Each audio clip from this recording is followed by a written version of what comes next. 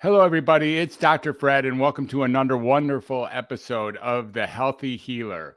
And today I'm really excited to introduce you to my guest. It's someone who I'm meeting for the first time, but I did have an opportunity to review her introduction and her bio, and it's simply extraordinary. And I'm sure you'll be able to see that and hear that when we have our conversation today. I'm very, very happy and proud to introduce you our newest guest. Her name is Mai Ka, or MK for short, Mai Ka Yang. And she says that she's an artist and an entrepreneur.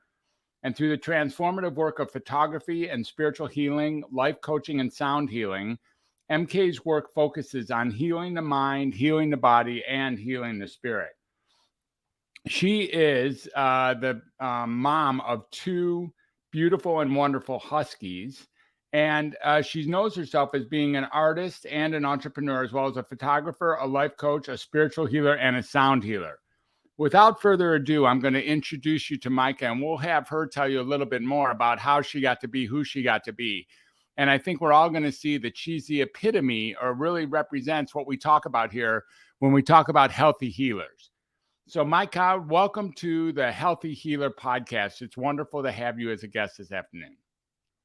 Thank you, Dr. Fred, for welcoming me into this wonderful space. Yes, it's really great to have you. Micah, MK, talk to us a little bit about who you are now. Let's start with that. Some people like to go right back to the beginning. I like to start with where we are now and then work back from there. So tell me, what are some of the things that you do during your week or during your practice? What are things that you do to stay healthy in your life and to be able to provide healing for your customers or your clients or your residents or your patients or whatever you like to call them? Yeah, of course. So, who am I now? I am MK. uh, I, you know, I like to think that I'm just a normal person that enjoys, you know, living life for the fun of it. Someone who loves to grow and learn and is curious about just the miracle of life. And so something that I do, which you sort of mentioned already, is that I do, you know, photography, life coaching, spiritual healing, and sound healing, and everything. Because my work is so diverse. Um, Obviously, it falls under the title of being an artist and entrepreneur. And what I do specifically with that is I do a lot of my work focuses on promoting and practicing the art of self healing holistically and um you know like you said, how did I get started and how I ended up today. Everything sort of just started with me and my journey and how I was able to overcome 16 years of mental health struggles, and having healed from that, I ended up doing what I do today because I feel like it was a calling to be able to um, learn, from all of this experience, and then to continue to ground myself and who I am, because that's a big part of self healing is you learned who you are and you unlearned everything that you've been conditioned to learn over the years. And so one of the biggest thing I do is, just for me in particular, is I ground myself all the time before and after every session with my clients, even on days where I don't have, meetings with clients. I ground myself in who I am, and I let go of everything that's not mine to carry or that isn't serving me or align with me at the moment. Well, that is an amazing practice. And, a lot of people talk about it, but somehow when I get to watch you here while you're speaking it, I actually believe that you do that you really do let go of the things that aren't you. And I think there's a number of people who actually speak to that's what I should do. That's what I try to do. That's what I know I ought to do, but they don't actually do it. And this grounding that you're talking about, and in the context of self healing holistically, is very important. why is it important that the healer or you actually be healed and be healthy and be grounded? What do you find is the contribution that you get to make when you're aligned with yourself and not carrying around baggage that has anything that is, it doesn't have anything to do with who you really are? Definitely. You know, it's extremely important as a healer to heal, and but something to keep in mind is that healing isn't, you don't have to heal 100% or like be healed 100%, because as human, we're always growing, we're always going to fall off balance. But it's good to be healed to a certain degree where you're self-aware and you're able to control yourself and what comes and goes within your space, within your energy, just so that when you're working with someone else, you don't bleed your trauma onto them. You're not being distracted by whatever you're going through. And so, as a healer, it is extremely important because, my purpose and my role for being there for my clients is I'm there to assist them in their journey, their healing journey. And so it is extremely important for me to be able to be there for them in their space 100% and just be like, hey, I'm here for you. My attention today is for you. Everything that I'm giving you today, my energy, my time, all the information that I'm giving you today is relevant to you, your situation, and its purpose is to help you grow and overcome whatever you're going through. And so at this very moment, it's about you. It's not about me. Okay, so again, well, this is actually going to be an audio. More than likely, this will be an audio presentation, even though we're meeting on video. And so, I would like to tell my audience, our listeners, that there's a tremendous amount of authenticity as MK speaks what she's speaking. There's an opportunity to really see someone who is completely committed to throwing her whole self, all pieces of herself, to the other person, to her recipient of the healing, to the person who Micah is accompanying on the journey, assisting them along the way to heal themselves through self healing holistically. And what Micah is talking about, what she's pointing to, what I hear you saying, Micah, is the idea of dropping off all the things that aren't you. And not only that, dropping you off too. Mhm. Like, actually, you are not that big of a part of the picture when it comes to being an assistant in the journey of other people healing.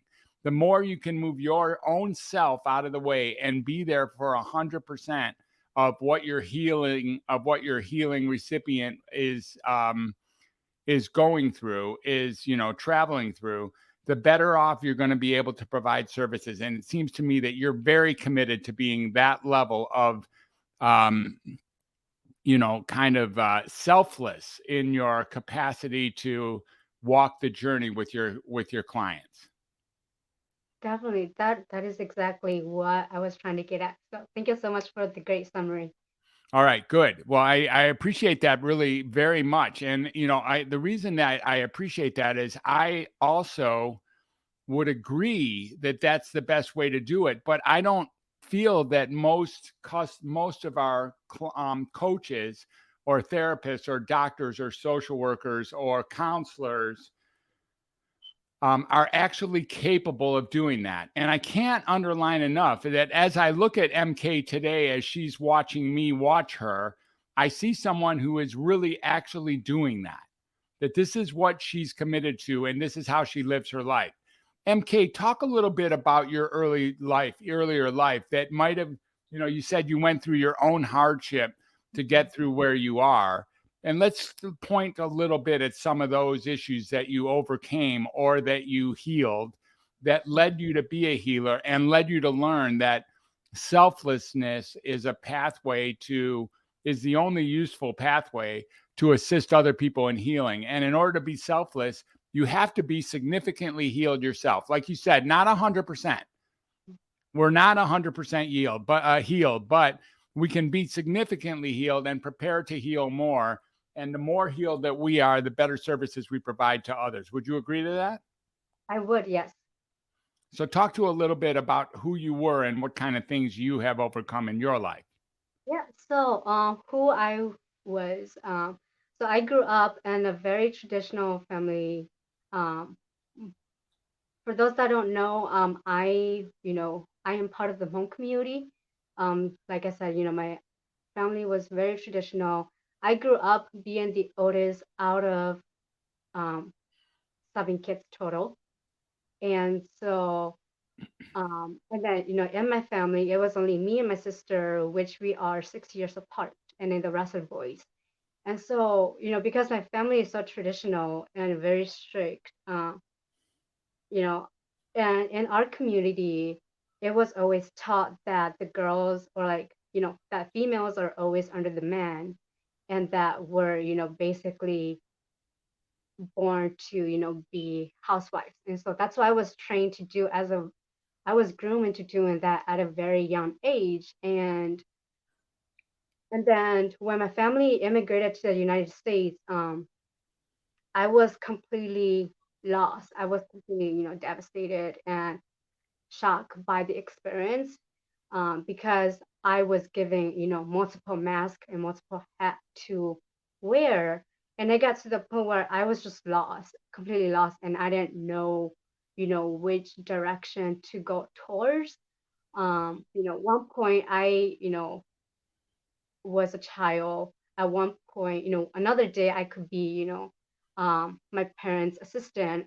The next day I am the third parents to my siblings. And so at such a young age, at 6 years old, I was forced to grow up. And like I said, I was just very lost. And it kind of threw me into uh, this stage of,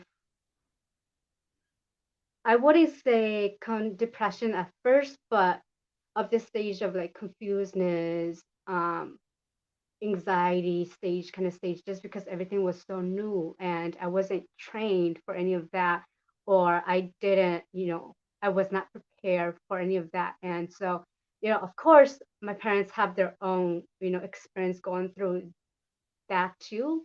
Um, which is something that they also struggle with and is still working on overcoming. But for me, because I was so young and I didn't really have time to process everything, over the years as it built up, I fell into a very deep stage of depression. And it it sort of got to the point where, you know uh, I didn't have the space and the time to kind of breathe and figure out everything that Hmm. happened, kind of process everything. And then, Right. when I to and so that went on for 16 years.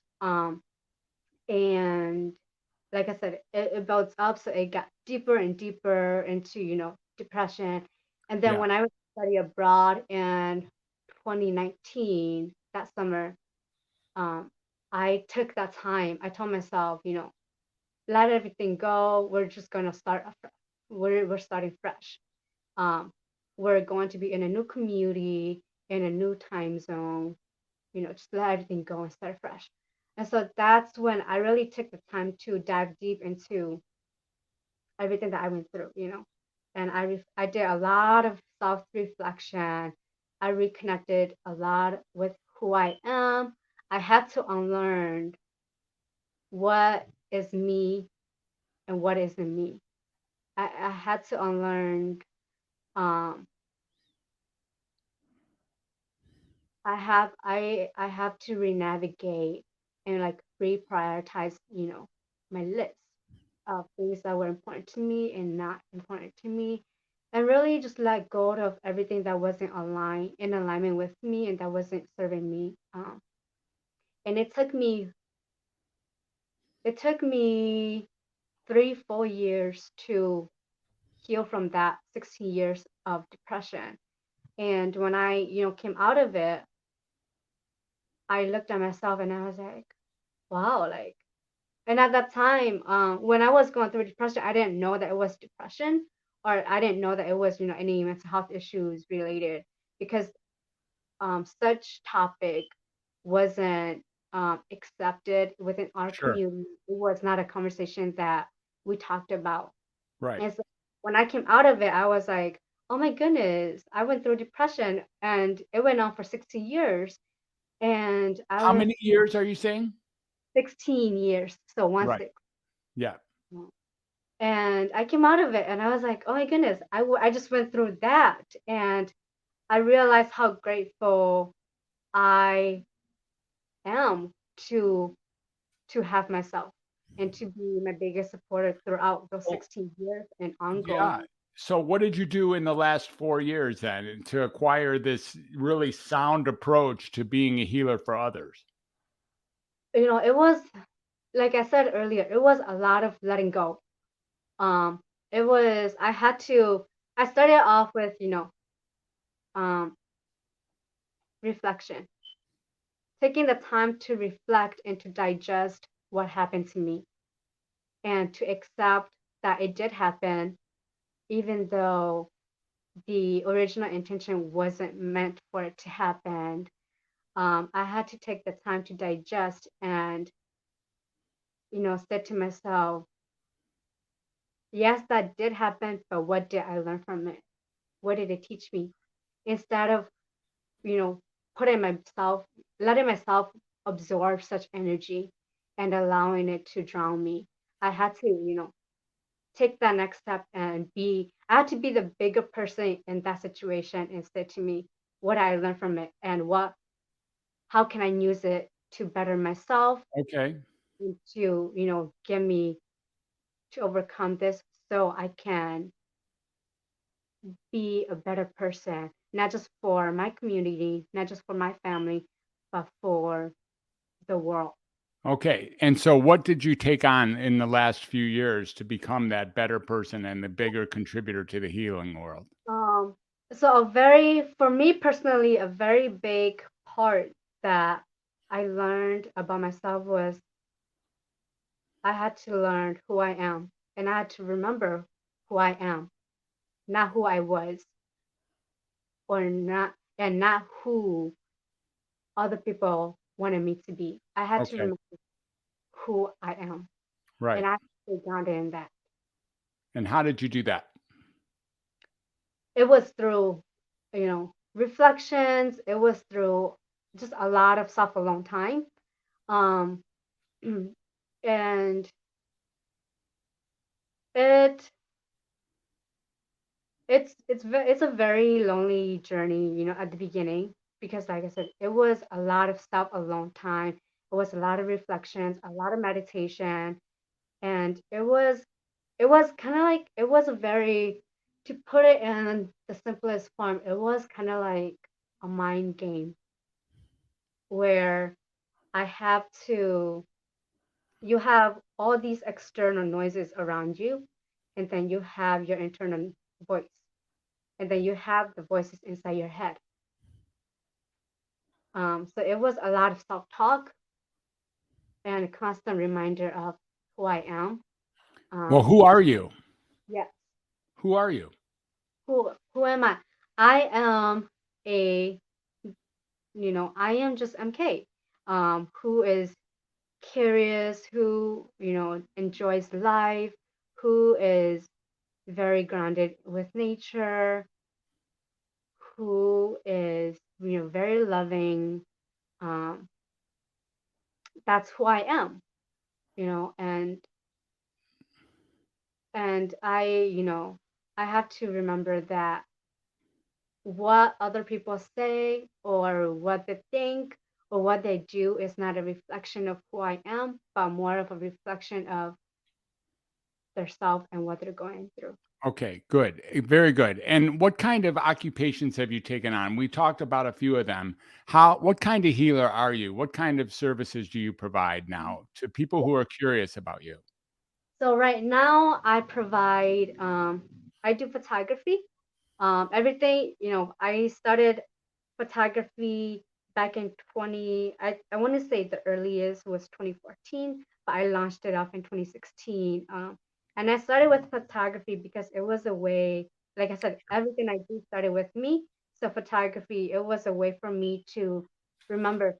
like have physical evidence of something that reminds me of good times, something that reminds me of, you know, of what the light is like. And now, I do the same with people through photography. And every piece of, images that I give to my clients, it is a reminder for them to remind them that yes, they went through this, but they did overcome something. And when they look back into the image, it's to remind them, and it's to show them that they did overcome that, and that the past is just the past. That's why it's in the image, that they don't live there anymore. And then through spiritual healing, I picked that up in 2021 when I found out that I was spiritually gifted. And that was a big part of, and I found out that that was connected to everything that I went through, because everything that I went through was preparing me for my spiritual journey, which is in discovering who I am. And it was, when I started my spiritual journey, it was a nudge deeper into my self discovery journey, or the chapter of my life. Um, and then, so with spiritual healing, as a healer, I channel and I connect with animals, spirits, and pe- people's energy, and um, guide them, and offer, and past loved one, and to offer messages or any guidance that the individual needs.